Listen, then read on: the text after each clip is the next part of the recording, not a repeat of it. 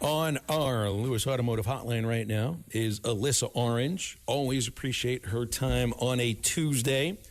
Alyssa, happy Tuesday. What's happening these days? Happy Tuesday to you guys. Well, we're surviving weather, so that's the good news. Hopefully it's all gone. But no, I'm prepping, getting ready to do the play-by-play for the high school state championship softball games this week in Conway at UCA. Awesome. So prepping for that. Very excited. Yeah. Have you done much play-by-play before? I have not. So basically what I've been doing is listening to you. So. Well, imitation is the most sincerest form of flattery, as I am told. You'll be great. Okay, Alyssa. Thanks, I'm excited. This Clay, Alyssa. I'm going to throw you a curve. So I spent some of the best years of my life in Conway. I think it was 7 years. Okay.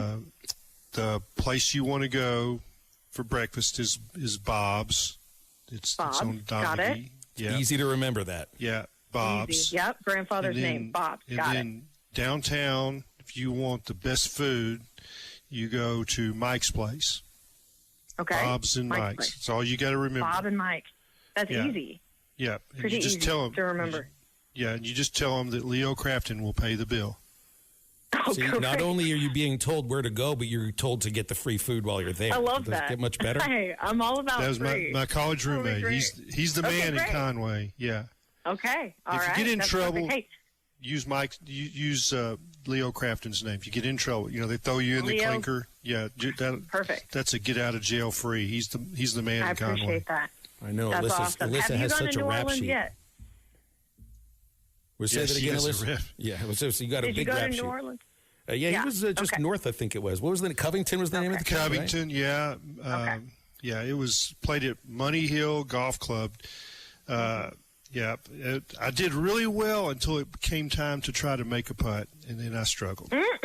Don't we all? Hit Same. some great shots, but I did not putt I know well. that feeling. So, Alyssa, so that means you'll be in Conway for the state championships. It means you'll miss the super regional with Arkansas and Ole Miss.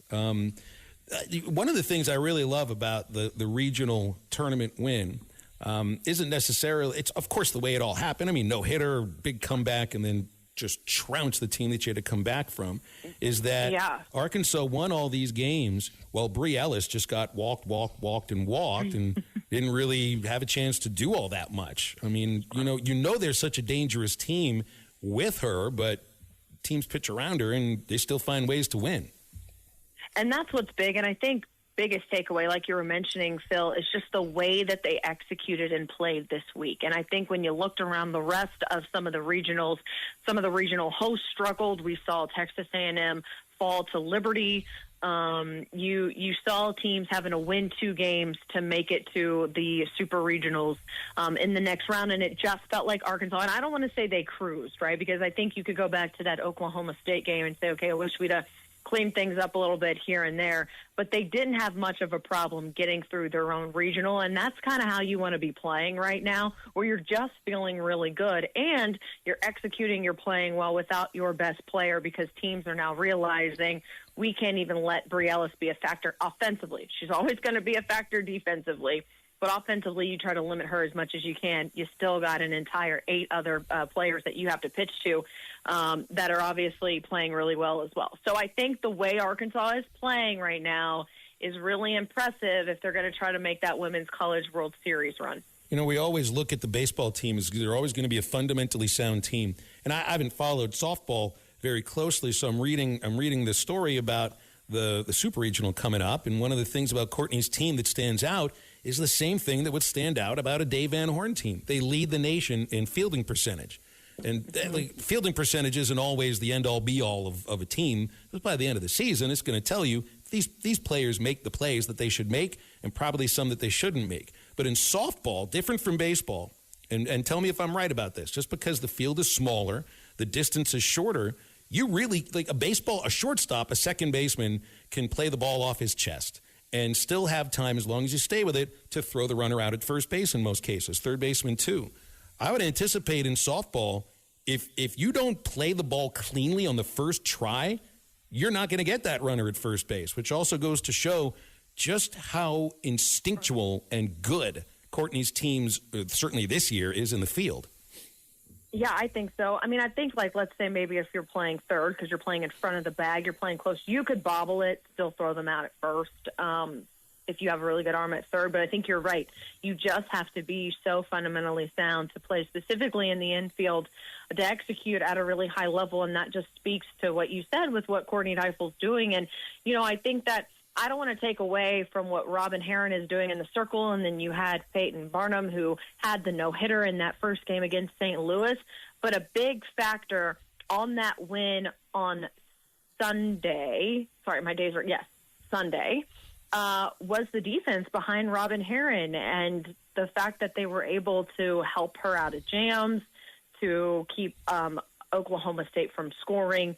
I think that was maybe the unsung hero because offensively they scored so many runs and Robin Herron did pitch so well.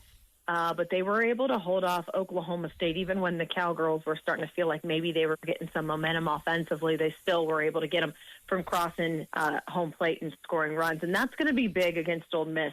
And I think you look back at that beginning opening series of the SEC regular season for Arkansas and the way they played Ole Miss in that series.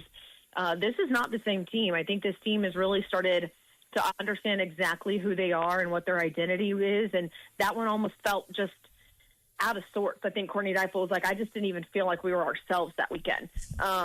And this is a different team. I think this is a different Ole Miss team in a sense. They've got some momentum as well, but I think Arkansas overall is playing better softball. And I don't know if I'd go all the way to say that they're the best team right now playing in a super regional, but they're definitely a top 8 team to make it to Oklahoma City for the first time. Hey, Alyssa, I know the college landscape's always changing, but let's just put our future hats on. 2030, sure. Is Courtney Deifel going to be the head coach of Razorback softball, the team, or do you think could she go on to a better job? I guess what I'm asking is Arkansas a good enough job to keep her? I think it is. I think she still is this head coach here in the next 5 years, because of what she's built here. You know, she came from Maryland and built it from the ground up. Everything this program has accomplished is because of Courtney Deifel. And, you know, you say a better program. Well, quite frankly, what does that mean? Because I could give you an argument that I don't think that Arkansas right now is a better job than Florida or Alabama in the SEC. I don't think it's a better job than Texas. Maybe. If Patty Gasso were to ever retire, Courtney Deifel would consider going to Oklahoma. She coached as a student, grad student under Patty Gasso, so like maybe that's a better job.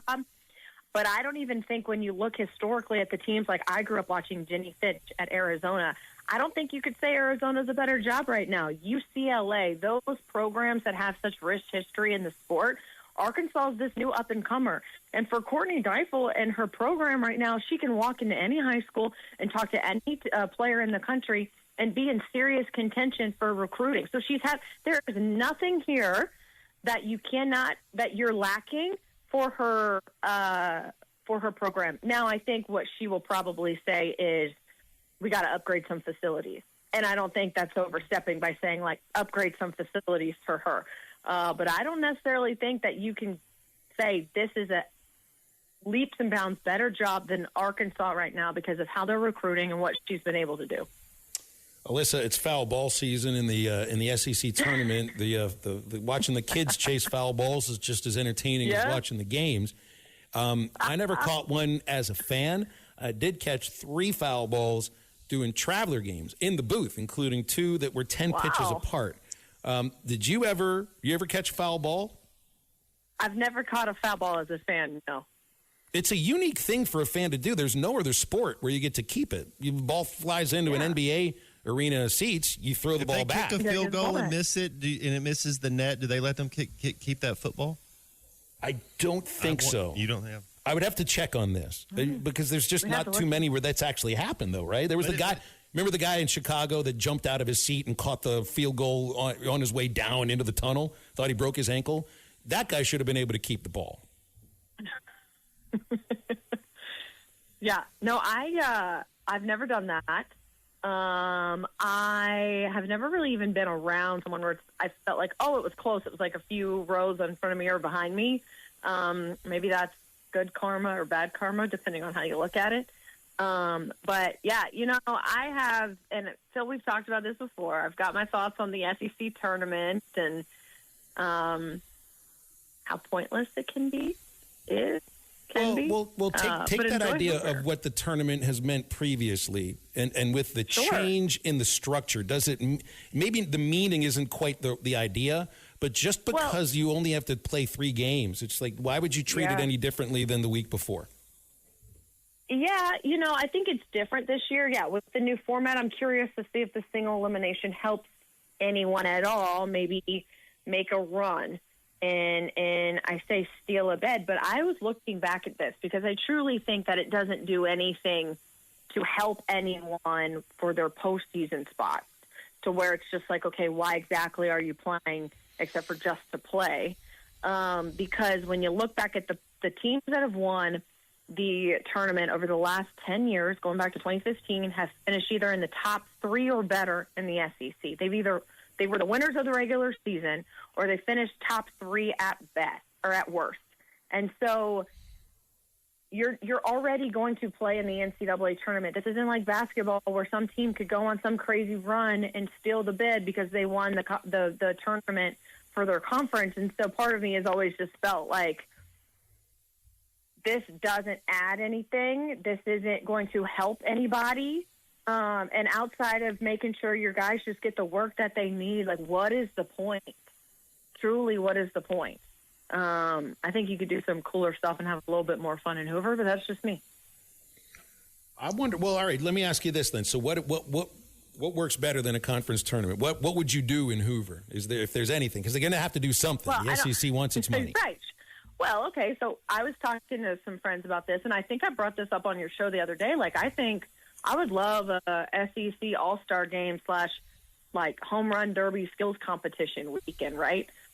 I think that would be a lot of fun. I also then, because I was talking to a friend, and he made this point of, you're not going to do that when the season is at where it is right now, where it's so important. You don't want to necessarily get guys out of their rhythms, and no one, I can understand how an All-Star game, maybe right here, right before NCAA tournament's about to start, is risky.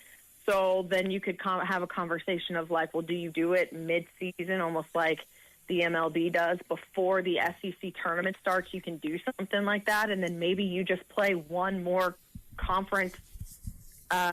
You just back everything up. I don't know. I just think you could do something a little bit more fun, because Hoover always just feels like this baseball tournament that's just here because we have to have one. Mm-hmm. BetOnline is the world's most trusted betting platform and your number one source for all your sports betting action. Baseball season is in full swing and we're into the NBA and NHL playoffs, and BetOnline has more ways to stay in on the action with the latest odds, news, and scores, even live in-game betting while the games are being played. With the largest selection of odds on everything from the MLB, NBA, NHL, and UFC, BetOnline remains the best online source for all your sports wagering information. In between games, head over to the BetOnline Casino with all the top Vegas-style games, including poker and live casino. BetOnline, the game starts here.